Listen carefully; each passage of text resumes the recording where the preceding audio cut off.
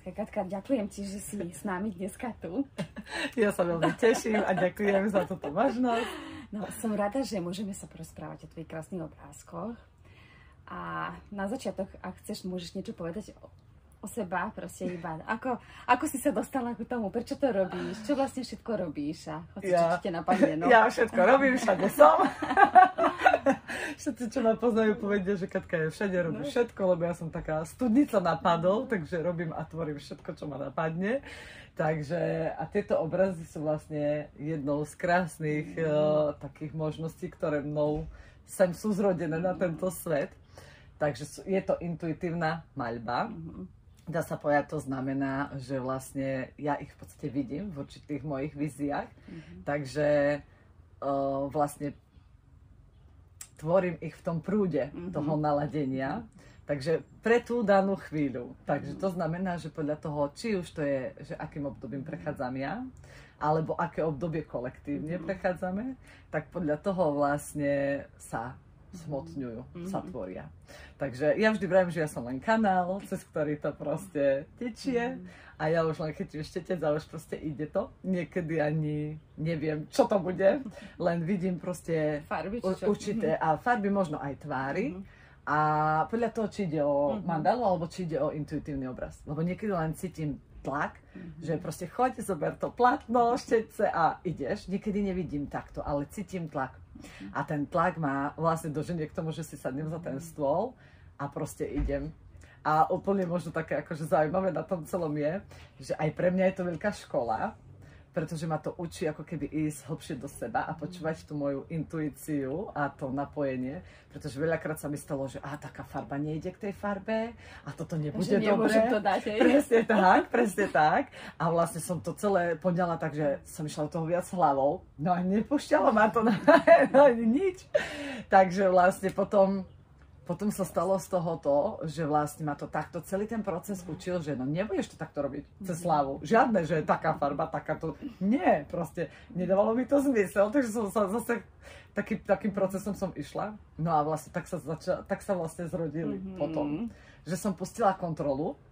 A začala som... veľmi, je to veľmi dôležité, no. A vlastne začala som tvoriť úplne len v tom prijatí seba, prijatí toho, že to je iné, ako to robí niekto iný, lebo samozrejme na tej ceste nám tam stále príde to, že sa porovnávame, máme potrebu porovnávať sa vlastne, že ten takto to urobí technicky lepšie a toto, a už tam ide tá sebahodnota, takže toto bola veľká... Že nie je dokonalé a že prečo nie je dokonalé, ale... Presne tak, a že však ale ten robí krajšie obrazy, tak čo ja to s mojimi obrázkami takými? Ale sú úžasné. Takže... Čože s tvojimi. Krásne. Takže Takže je to veľká cesta pre mňa. Ja vždy vravím, kdekoľvek idem na výstavu s tými obrazmi, tak keď sa ľudia pristavia, častokrát mi hovoria, že ja maľujem, ale to nie je to také krásne a že neviem vyjsť z tej komfortnej zóny, že akože postaviť sa treba za to a tvoriť, hoď len pre seba.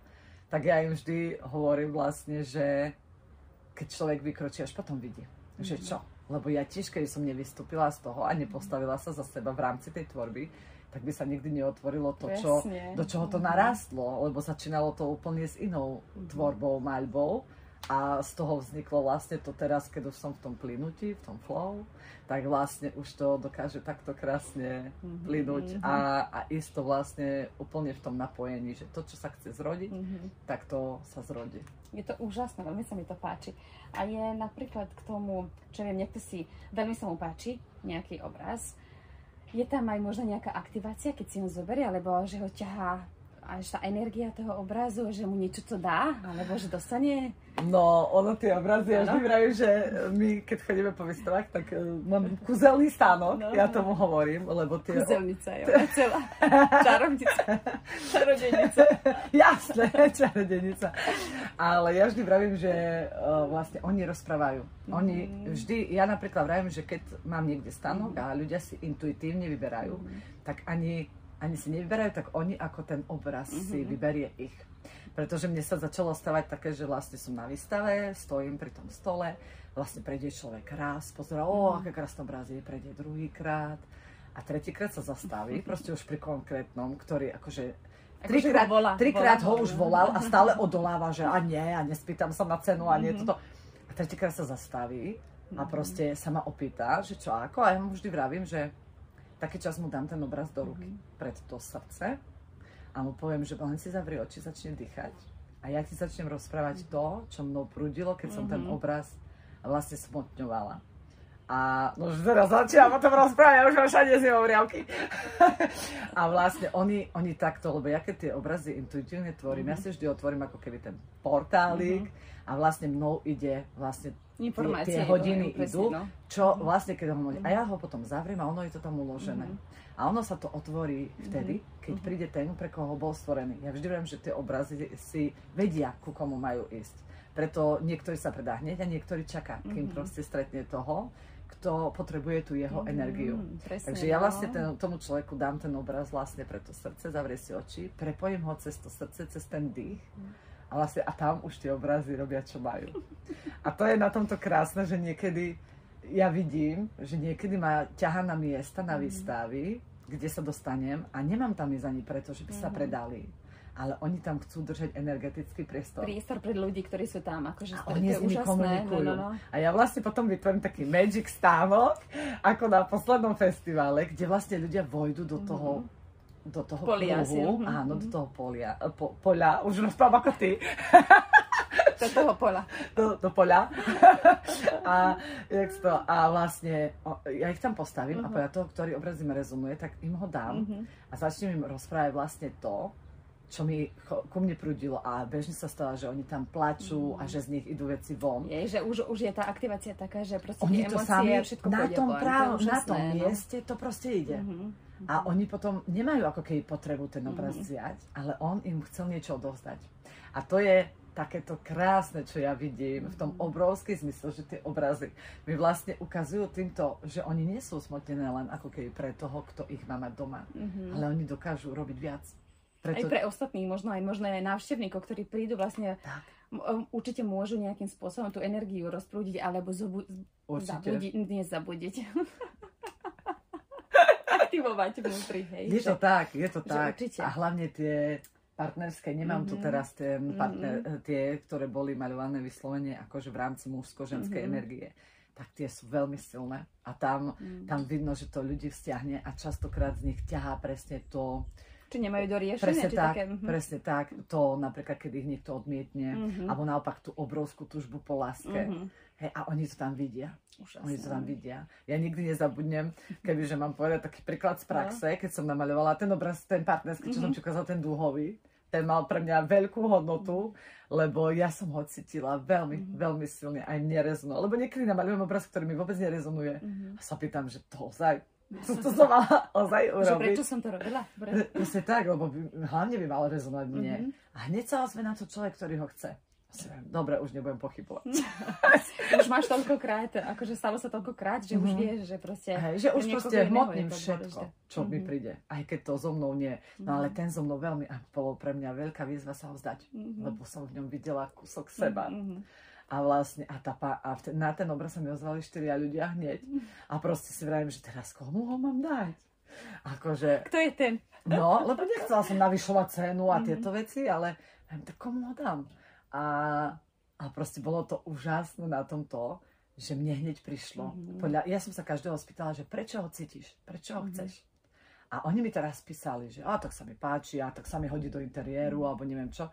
A jedna pani mi napísala, že ona keď sa na ňo pozrie, tak cíti, že raz by mohla byť tak milovaná, ako je to tam v tom obraze.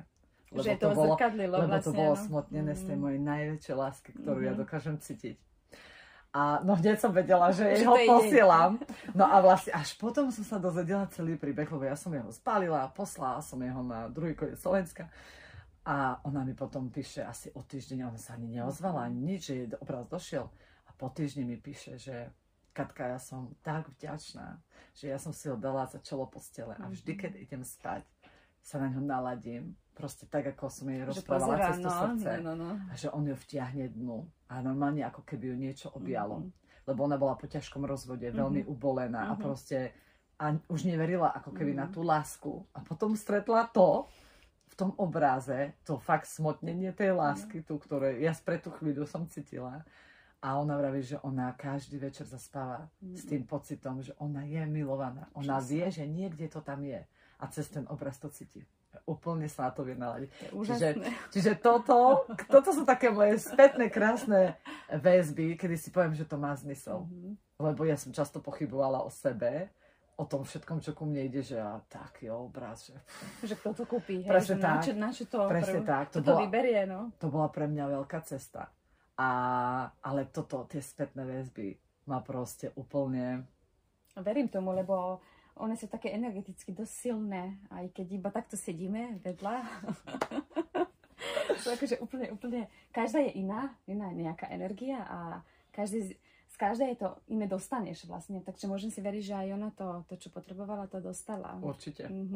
Oni krásne píšu, rozprávajú, ja sa, akože mám jeden nepredajný, ktorý je vyslovene môj, je v ňom čisto smotnená energia mojej kobily, mojej sprievodky neveľkej. A to sú čisté zázraky, čo sa proste mne devia, to stále vrajím, lebo na posledný festival, keď som šla, tak vlastne už som mala všetko pobalené, obrazy v aute, všetko. A ja som sa musela vrátiť po ten môj obraz a vrajím, však na čo ťa mám brať, keď teba nechcem predať. A on proste stále že so mnou rozprával, že on proste chce ísť so mnou. Proste chce, a vrajím, som ho zbalila, vrajím na veľa, že tak čo teraz, budem musieť zbaviť ďalšie obrazu, ktoré milujem. Ale vôbec som to necítila. No a ešte som robila ten stanok a ešte som ho musela dať tak vysoko, že by bol akože nad všetkými. Vyslovene držal to pole. No ale on čo robil tam s tými ľuďmi? To každý človek prišiel a pozrel na tú kobylu, lebo tam je taký Pegas s krídlami. Tyrkysové to je celé, Tyrkysové. A je tam Kasiopeia, hviezda.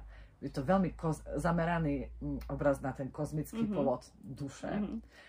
A vlastne to oni všetci ocítili. Každý, kto sa zastavil, chcel vojsť postaviť sa pre ten obraz a ten obraz im dával tie odkazy. Ja som tam stala a si vravím, že ako ja robím terapie s mojou kobylou. Inak aj to robí intuitívne tiež. Intuitívne také, áno, sedenia vlastne s ľuďmi prostredníctvom koňa. No a tá moja kobyla, na ktorú som dlho čakala, ten môj biely Pegas doslova, je tu smotnená v tom 3D krásnom našom prostredí a dokáže sprostredkovať ľuďom tie nádherné odkazy cez to srdce, obrovské, konské. No a ona vlastne je v tom obraze. A ona chcela byť so mnou tam. No. Takže ja už teraz viem, že už ten obraz budem nosiť so sebou, to už je putovný obraz. A ona bude cestovný, taký, že cestuje s tebou stále. A ona bude držať to pole vlastne, nielen takto, ako ja ju cítim bytostne teraz, vlastne všetky terapie robím cez ňu, tak vlastne ona mi to pole ako keby chce držať aj v rámci tých obrazov a to je úplne krásne. Krásne. A robíš to tak, že iba raz namaluješ, žiadna replika? Nedá sa kúpiť, alebo... Vieš čo, ja nedokážem namaľovať ten istý obraz rovnako. Však tomu verím, no. Hej, nedá sa nebude. To. Ale mám obrazy, z ktorých vyslovene mi prišlo, že môžem robiť repliky menšie, lebo sú natoľko silné, ako mám napríklad jeden taký obraz z prepojenie duši, pôvod duši. Malovala som ho na dušičky prvého. A vlastne tam je to zrodenie tých duší do toho tela a má veľký odkaz sebe. Tak napríklad z tohto sa dajú aj malé repliky vlastne zohnať. Je to vlastne samozrejme menší portál, ako keď je ten obraz takýto obrovský, ale dokáže vniesť do toho priestora. Aj keď je väčší, že? Áno, aj keď to nie je že už maľované, ale jednak som cítila, že aj je to cenovo prístupnejší, hej? Čiže vlastne mám viacero ako keby možností, ako tú energiu dostať medzi ľudí. Čo je pre mňa veľmi podstatné, lebo ja rada robím veci, ktoré majú zmysel a viem ich dostať medzi ľudí. Nerada tomu dávam nejaký strop. Nerada tomu dávam nejaký strop, že teraz zamedzím tým prístup napríklad niekomu, kto na to nemá. Presne. A takto, keď je to v menšom, vie si to dovoliť každý vlastne. Vytvorila som široké pole a to je to krásne, čo mne vlastne, čom ja vidím ešte väčší zmysel. Úžasné. Takže... Ešte nakoniec si opýtam jednu vec. Ako si sa k tomu dostala a prečo si to začala robiť? Toto? No. V kríze som sa k tomu dostala, k veľkej kríze. Väčšinou to takto býva. Lebo totiž to ja som pracovala s koňmi. Akože klasicky 35 koní, veľa hektárov, traktor, všetko proste. No. Žena. Do voza aj do koča, ako sa hovorí. No, presne. takže vlastne, no a tlačilo ma to veľmi už z toho. z toho... Takže odísť z toho už presne niečo iné. Z tej chlapskej práce, z tej mužskej energie, proste ma tlačilo von do toho zjemnenia. A jednak sa už akože začali prebudzať tie moje iné dáry, tie jemné. A toto som potrebovala pustiť. No bola to pre mňa veľká výzva vzdať sa niečo, čo milujem, čo som budovala. Akože celý život, na čom som makala. A hlavne som to mala rada, lebo ľahšie sa ide človeku od niečoho, čo nemá rád. Presne, ale iné je, keď sa máš dať niečo, čo miluješ a čo tvoríš. A tie kone boli ako moje deti. A teraz som ich mala nechať. To bolo pre mňa veľká výzva, ale ja som to cítila. A stále som odolávala, takže ma to už fyzicky začalo vytláčať a vlastne ma to stopovalo, aby som už fyzicky nemohla to robiť. Takže ja som vlastne ostala bez peňazí, lebo som ich dala na doktorov, ktorí mi nepomohli, bez práce a v depresii, že som stratila niečo, čo milujem, ale ma to úplne vyhodilo. A vlastne som si vrala, že teraz čo? Teraz čo? Čo teraz budem robiť? A ostala som vlastne v tom, že v totálnej dôvere, že je postarané. A tam som začala vnímať iné veci, no a otvorilo sa to. Bola to veľká cesta, lebo boli tie obrazy silné, ale ja som v nich tú silu nevidela, lebo som bola ešte v tom rozpoložení tej krivdy, úzkosti, bolesti, lebo aj fyzické mňa, aj telo. Ono sa čistilo vlastne, aby sa priestor vytvoril na toto, čo vlastne teraz robíš. Takže, ale je to krásne a to je vlastne odkaz, s ktorým ja chodím a s ktorým ja vlastne predávam ľuďom tú ľahkosť bytia, v tej slobode a v tom prijatí samého seba. Pretože mňa veľa životných skúšok vlastne presne takto viedlo, že vlastne ja som potrebovala cítiť tú svoju slobodu v tvorení, v práci, vo všetkom. Presne, a to je veľmi dôležité, keď je niekto jak umelkyňa, jak Katka, ale nie je, že iba keď vlastne robíš takéto veci, všeličo, čo je spojené s kreativitou, proste musíš mať túto časť, lebo keď už nemáš, tak si stratený úplne z toho. No, ale musíš ju vedieť prijať a uchopiť. Presne, No a mňa takto učili dôverovať tomu procesu, lebo ja som tam ostala, že on je v takom stave, že sa o mňa reálne museli chodiť ľudia starať. To bolo mega. Ako fyzické telo to už áno, úplne ma zastavilo. No a ja som vlastne jediné, čo mohla si ležať a maľovať. Takže a musela som veriť, že sa to predá. A ono sa to začalo predávať. Však je to krásne. Neviem, či je to vidno, tam sú aj trblietky. Akože je to úplne bombastické. Prepáč, že som ťa vyrušila, povedz. Nie, všetko je v poriadku. Čiže vlastne presne to tak. No a ja tvorím vlastne tie obrazy. Často sa ma ľudia pýtajú, že či ich robím aj na zákazky. Že niečo, čo stvorím, ale keď niekto chce vyslovene pre seba. Takže áno, dá sa to. Aj keď vie niečo, čo ja viem, či chcel by mať... Ja sa vždy spýtam, akú približnú farbu, k čomu inklinuje, čo rieši v tomto živote, či to chce pre rodinu, či to chce pre seba, kde by to malo byť.